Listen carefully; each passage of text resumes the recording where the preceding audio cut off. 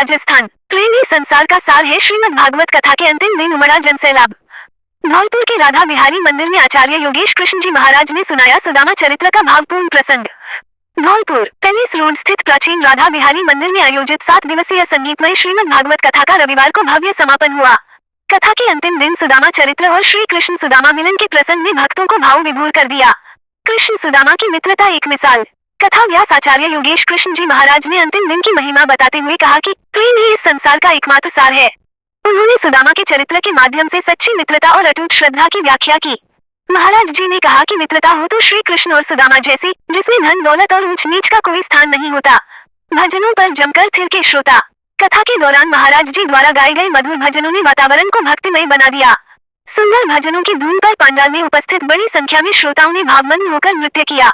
पूरा मंदिर परिसर जय श्री कृष्णा और राधे राधे के उद्घोष से गुंजायमान रहा।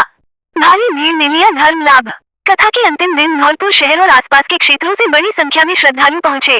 भारी भीड़ के चलते मंदिर परिसर छोटा पड़ता नजर आया। आयोजकों ने बताया कि 7 दिनों तक चली इस भागवत गंगा में भक्तों ने श्रद्धापूर्वक गोते लगाए।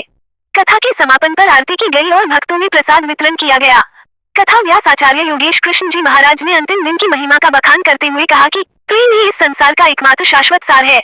उन्होंने सुदामा जी के चरित्र के माध्यम से स्पष्ट किया कि सच्ची मित्रता और ईश्वर के प्रति अटूट श्रद्धा क्या होती है।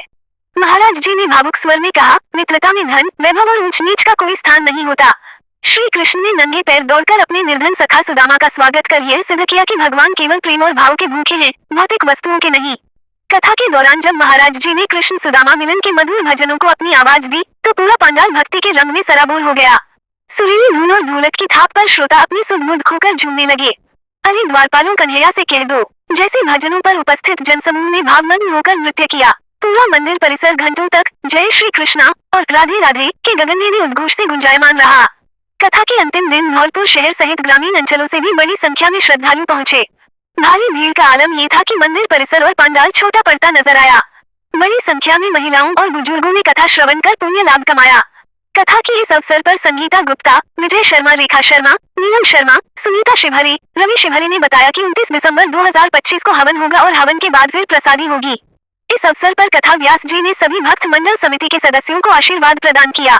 कथा के इस दौरान भोला गुप्ता, राम किशोर पाठक, मनोज चौहान, राजेंद्र राणा, सुनील जगरिया, उपेंद्र दीक्षित, किशन यादव। आप अगर हमारे हिस्से को खाते हैं तो आप दरिद्र होंगे।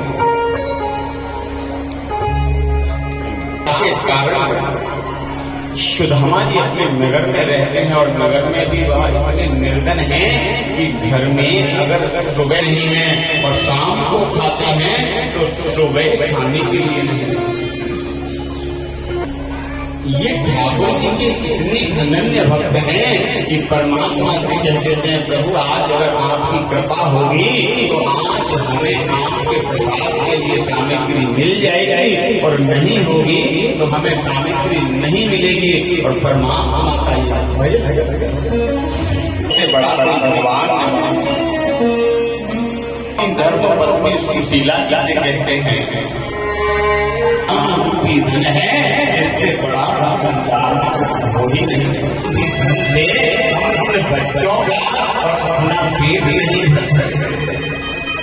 और हमने तो आपसे सुना है कि आपका एक मित्र है जो द्वारका का राजा है।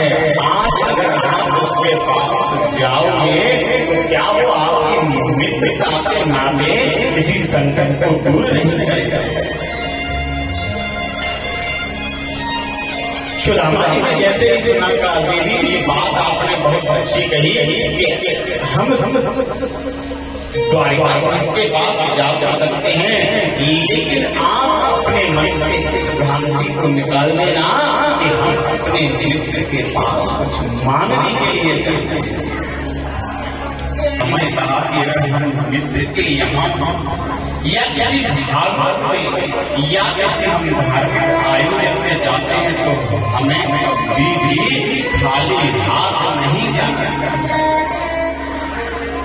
क्योंकि अगर हम ऐसे मित्र के पास भागवत धर्म आयोजन में अगर खाली हाथ जाते हैं कि आप जाने का प्रबंध कीजिए, आपके लिए कुछ ले जाने का सुशीला अपनी मगर चावल लेकर आती है।